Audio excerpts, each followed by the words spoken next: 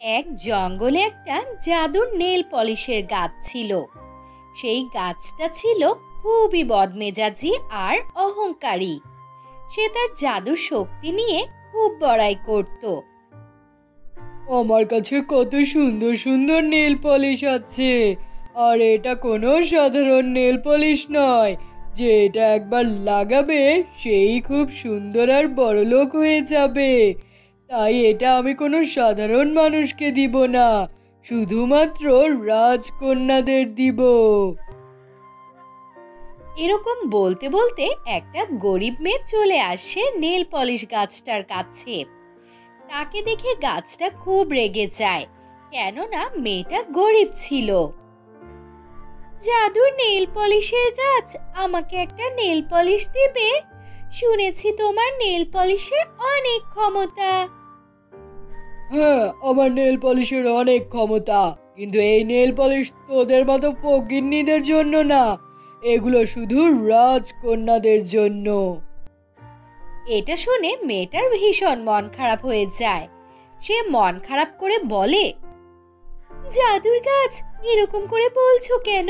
আমরা গরিবরা কি মানুষ নই? আমাদের খুব বিপদ। আমার মা খুব অসুস্থ, আমার মাকে ডাক্তার দেখাতে হবে। দাও না একটা নেল পলিশ, তোমার কাছে তো অনেকগুলো আছে, দাও না একটা। তোকে বললাম না, এগুলো শুধু রাজকন্যাদের জন্য, তোদের জন্য না। কথা কানে যাচ্ছে না? দাও না একটা, দাও না। এটা বলে মেয়েটি কাঁদতে থাকে, আর জাদুর নেল পলিশের গাছ তাকে অপমান করতে থাকে।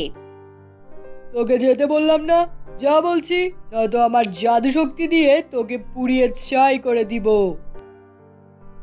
না না, এমনটা করো না। আমি এখান থেকে চলে যাচ্ছি, আর কখনো তোমার কাছে সাহায্য চাইতে আসবো না।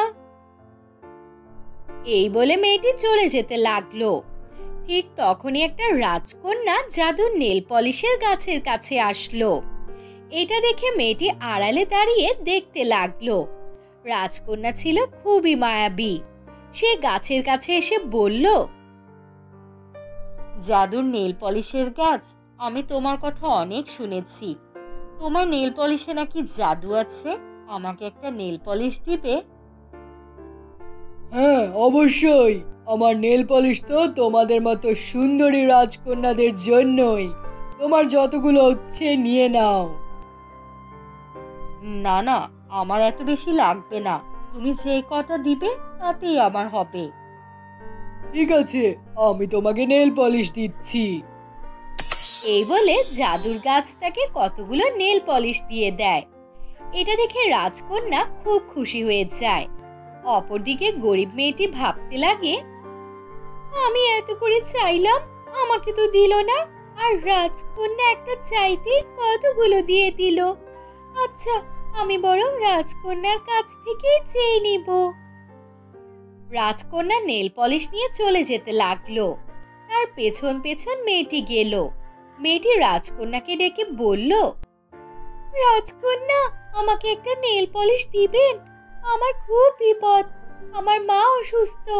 আমি জাদুর গাছের কাছে চেয়েছিলাম, সে আমাকে অপমান করে তাড়িয়ে দিল। কিন্তু আমি তোমাকে নেল পলিশ দিলে তুমি যদি তার অপব্যবহার করো?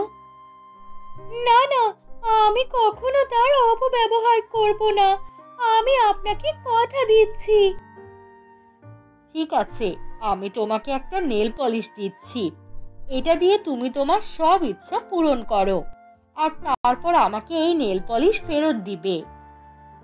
ঠিক আছে, আমার বেশি কিছু লাগবে না, শুধু আমার মা সুস্থ হয়ে গেলেই আমি আপনাকে এটা ফেরত দিয়ে দিব। আচ্ছা, এই নাও জাদুর নেল পলিশ। এই বলে রাজকন্যা গরিব মেয়েটিকে একটি নেল পলিশ দিয়ে দেয়। মেয়েটি খুব খুশি হয়। মেয়েটি নেল পলিশ নিয়ে বাড়িতে চলে যায়। বাড়িতে গিয়ে বলে, জাদুর নেল পলিশ, আমার মাকে সুস্থ করে দাও, দয়া করো। তোমার কাছে এর থেকে বেশি আর কিছুই চাই না। এটা বলতেই তার মা সুস্থ হয়ে যায়। একে, আমি তো সুস্থ হয়ে গেলাম, আমার আর শরীর খারাপ লাগছে না। মা, এইসব কিছুই জাদুর নেল পলিশের কাজ। সেই তোমাকে সুস্থ করে তুলেছে। কি বলছিস? কিন্তু তুই এটা কোথায় পেলি?